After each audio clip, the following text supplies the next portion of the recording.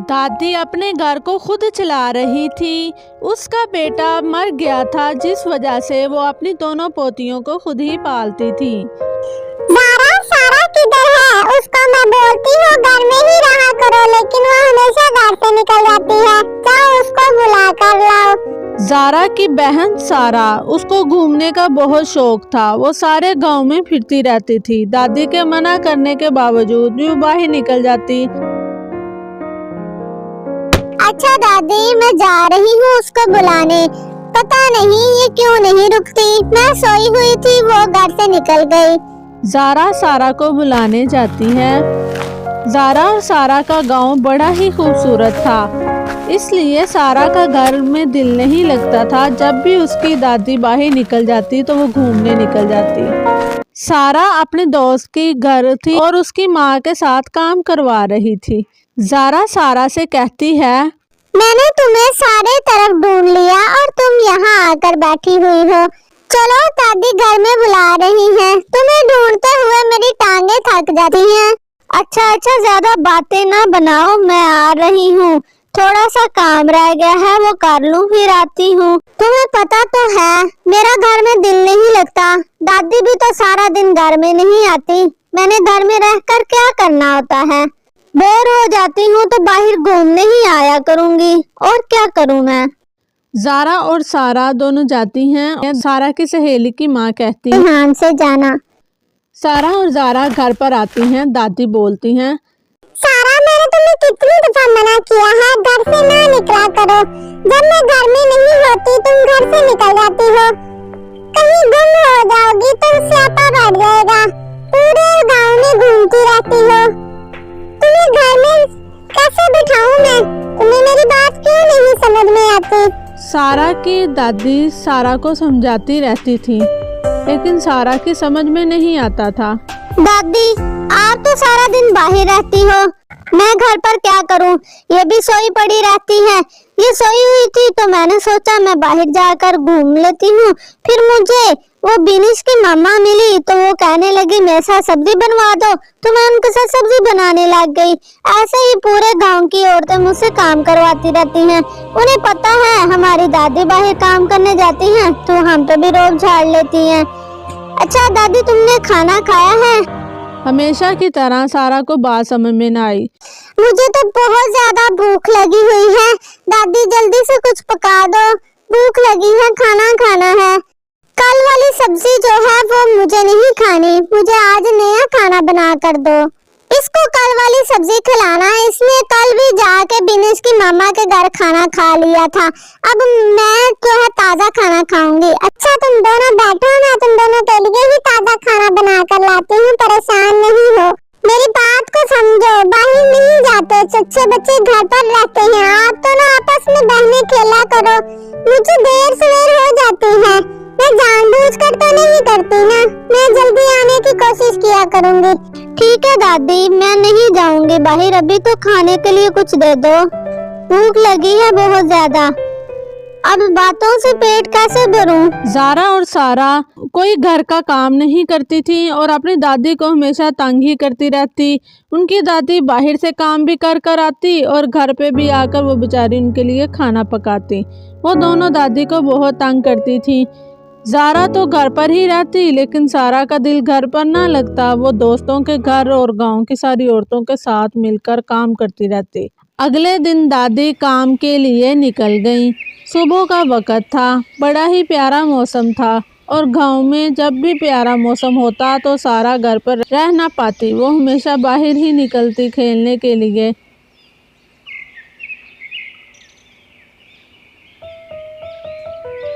आज सुबह से बैठे हैं घर पे और बाहर इतना प्यारा मौसम है। मेरा दिल कर रहा है मैं बाहर जाकर खेलूं। चलो तुम भी मेरे साथ। तुम्हें पता है आज गांव के बाहर मेला लगने वाला है, वहां पर चलते हैं। बड़ी सारी नई गुड़िया आई होंगी, कोई गुड़िया खरीद लेंगे। दादी जान को कैसे पता चलेगा? दादी के आने से पहले हम घर आ जाएंगे। नहीं नहीं, मुझे नहीं जाना बाहर, दादी बहुत गुस्सा करेंगी और फिर खाना भी बंद कर देगी, फिर तुम्हें मजा आएगा। आज तो दादी ने बोला है जो घर पे रहेगा उसको मैं लड्डू बना कर दूंगी। मुझे तो लड्डू खाने हैं। तुम जाओ गुड़िया खरीदो। मुझे तुम्हारे साथ बाहर जाने में कोई मजा नहीं आता। मुझे तो घर में ही मजा आता है। सारा ने ज़ारा को मनाने की कोशिश की, लेकिन ज़ारा को दादी की डांट का डर था। चलो ठीक है, सारी गुड़िया मैं खुद ही खरीद लूंगी और फिर तुम्हें हाथ नहीं लगाने दूंगी उन गुड़ियों को। मैं अकेले ही मजे करूंगी, ना जाओ तुम मेरे साथ। सारा ने ज़ारा को ऐसी बात कही कि ज़ारा सोच में पड़ गई। उसको भी गुड़िया बड़ी पसंद थी और मेले में तो नई नई गुड़िया आई होंगी। ज़ारा ने सोचा दादी के आने से पहले आ जाएंगे।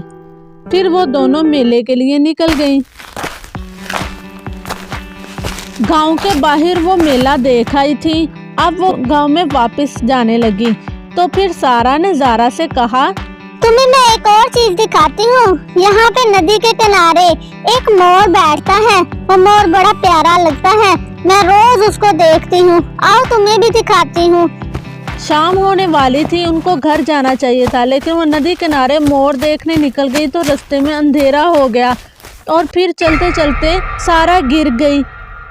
रात बहुत हो गई थी और मोर तो क्या कुछ भी नजर नहीं आ रहा था। ये तुम मुझे कहाँ पर ले आई हो? अंधेरा हो गया है हर तरफ और कौन सा मोर कह रही हो? यहाँ पे तो हमें कुछ भी दिखाई नहीं दे रहा। अब हम घर कैसे जाएंगे? इतना अंधेरा है। अब घर वापस कैसे जाएंगे अंधेरे में? मुझे लगता है इस तरफ से जाएंगे तो घर आ जाएगा। चलो जल्दी करते हैं, घर को जाते हैं। मोर फिर देख लेंगे। मुझे बहुत ज्यादा डर लग रहा है। फिर सारा को भी एहसास हुआ कि टाइम बहुत ज्यादा हो गया है। हाँ तुम सही कह रही हो। चलो इस साइड से चलते हैं, घर पहुंच जाएंगे। तुम फिक्र नहीं करो, जल्दी चलो, रोना बंद करो। वो दोनों गुम हो चुकी थी। उन्हें घर का पता नहीं चल रहा था क्योंकि गांव में बहुत अंधेरा हो गया था। अब हम कैसे घर में पहुंचे, वो यही सोच रही थी। अचानक उनके सामने एक साया सा आया और वो दोनों डर गई। ये क्या चीज हमारे पीछे खड़ी हुई है? मुझे तो बहुत ज्यादा डर लग रहा है। अब हम घर कैसे जाएंगे? अब कुछ और तो नजर नहीं आ रहा। ये साया क्यों नजर आ गया? हाँ, ये साया। चलो जल्दी चलो, घर पहुंचते हैं। इधर से भागते हैं, जल्दी भागो। उन दोनों को घर नहीं मिल रहा। इस तरफ घर नहीं है, पता नहीं घर किधर है। वो दोनों भागते भागते टूटे फूटे घरों तक पहुंचे और वहां पर वो अंदर घुस गई क्योंकि उनको बहुत डर लग रहा था। यहाँ पर ही रात गुजार लेते हैं। सुबह रोशनी होगी तो कुछ नजर आएगा, फिर ही हम घर जा सकेंगे। ये जगह सही है, यहाँ पर ठहर जाते हैं। ज़ारा तो बहुत डरी हुई थी। वो तो कुछ बोल भी नहीं रही थी। हाँ तुम सही कह रही हो, यहीं पे सो जाते हैं। लेकिन यहाँ पर तो कुछ चारपाई भी नहीं है। यही नीचे जमीन पर ही बैठ के सोना पड़ेगा। सारा पछता रही थी कि उसने क्यों ऐसा किया। मेला तो देख लिया था, घर चली जाती, लेकिन मोर को देखने के चक्कर में वो गुम हो चुकी थी। घर नहीं नजर आ रहा था और दादी भी घर में परेशान होंगी। वो बेचारी दोनों बहुत परेशान और डरी हुई थी। सारा तो सो गई क्योंकि सारा हमेशा ही ऐसी थी, वो कभी इतना परेशान नहीं होती थी। लेकिन ज़ारा को नींद नहीं आ रही थी और बाहर से अजीब सी आवाज़ें भी आ रही थी जैसे कोई जानवर हो। ये आवाज़ें कैसी हैं? लगता है बाहर कोई जानवर है। मुझे जाकर देखना होगा। ज़ारा डर रही थी लेकिन उसको वो आवाज़ें भी तंग कर रही थी। देख कर आती हूँ, फिर शायद नींद आ जाए। जैसे ही ज़ारा बाहर निकली और सारी तरफ देखने लगी कि ये आवाज़ें जानवर की कहाँ से आ रही हैं। इधर उधर वो देखती रही लेकिन उसको कुछ नज़र ना आया और फिर आगे जाकर वो देखने लगी तो वो गिर गई। जैसे ही वो गिरी तो एक रीछ उसके सामने खड़ा था। वो जल्दी से डर के भागी और सामने वाली बिल्डिंग में घुस गई। रीछ उसके पीछे था, वो गिर गई। वो उसको खाने लगा था। वो जल्दी से भागी और भागकर अंधेरे में छुप गई। रीछ उसको ढूंढने की पूरी कोशिश कर रहा था लेकिन ज़ारा एक अच्छी जगह पे छुपी थी, वहां तक रीछ नहीं पहुंच सकता था। रीछ ने उसको ढूंढने की कोशिश की और रीछ को बहुत गुस्सा भी आ रहा था।